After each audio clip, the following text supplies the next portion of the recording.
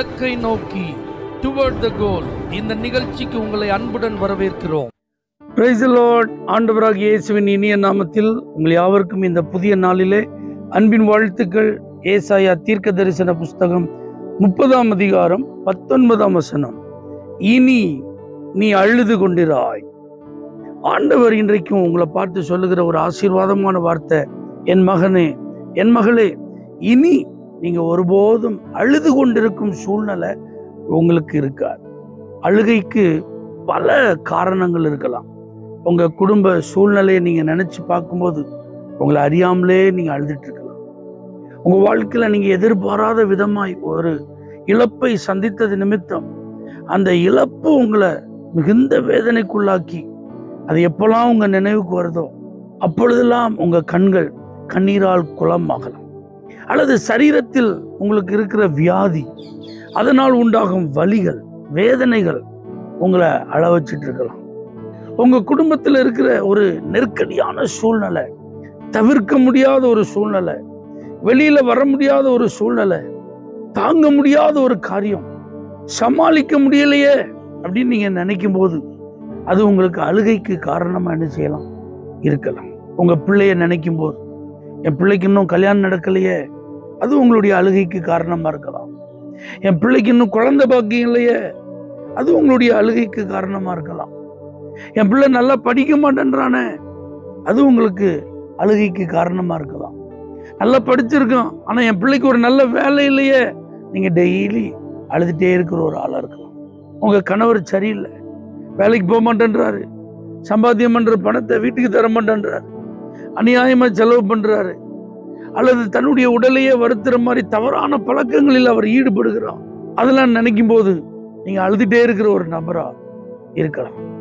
என் வாழ்க்கையில இவ்வளோ பிரச்சனைகள் இருக்குது, என் வாழ்க்கையில இவ்வளோ கஷ்டங்கள் இருக்குது அப்படிலாம் நீங்க நினைச்சு உங்களை நீங்களே நொந்து அழுதுட்டு இருக்கிற ஒரு ஆளா இருக்கலாம். பாருங்க, இப்போ அழுக அப்படிங்கிறது ஒரு ஃபீலிங் தான், ஒரு உணர்வு. மனிதர்கள் எல்லாரும் அழுகுறாங்க. ஆனா எப்பவுமே அழுதுட்டு இருக்கிறது அது தேவனுடைய விருப்பம் அல்ல. ஏதோ ஒரு சூழ்நிலையில அழுதோம், அதுக்கப்புறம் அதுல இருந்து நம்ம வெளியில வந்துட்டோம், அப்படிதான் இருக்கணும்.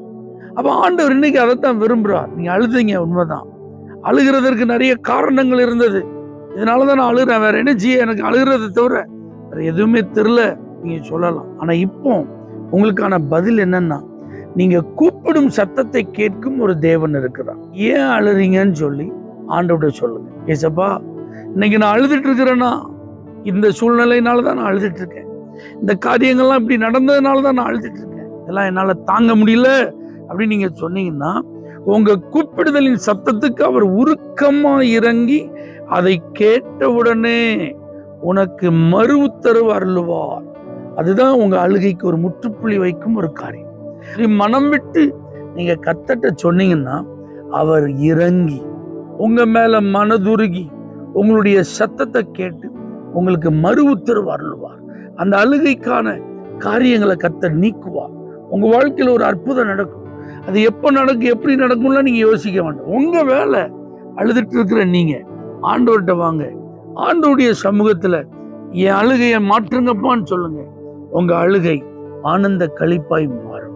நிச்சயமா உங்களுடைய சத்தத்தை கர்த்தர் கேட்க இருக்கு. ஆனா மனுஷன் முன்னாடி போய் அழுகிறதோ, அல்லது தனிமையில ஒரு மூலையில உட்கார்ந்து அழுகிறதோ, அல்லது ஒரு பூட்டப்பட்ட அறைக்குள்ள உட்கார்ந்து அழுகிறதோ, அல்லது பாத்ரூம்களை பைப்பை திறந்து விட்டு அழுகிற சத்தம் வெளியே கேட்க கூடாதுன்னு சொல்லி அழுகிறதோ, இந்த மாதிரி வேலைகள் எல்லாம் நிறுத்திட்டு ஆண்டவர்கிட்ட வாங்க.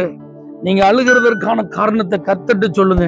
உங்க அழுகையை கர்த்தர் சந்தோஷமாய் மாற்றுவார். தகப்பனே, யாரெல்லாம் அன்னைக்கு அழுதுட்டு இருக்காங்களோ அவங்க அழுகிறதற்கு பல காரணங்களை சொல்ல. வாழ்க்கையில் இருக்கிற தோல்வி, நஷ்டம், கவலை, இழப்பு, வியாதி, பிரச்சனை, தேவை எதுனாலும் இருக்கலாம்ப்பா. ஆனா அதை உங்கள்கிட்ட வந்து சொல்லி அதற்கான பதிலை பெற்றுக்கொள்ள இன்றைக்கு கர்த்தர் கிருபை தருவீராக.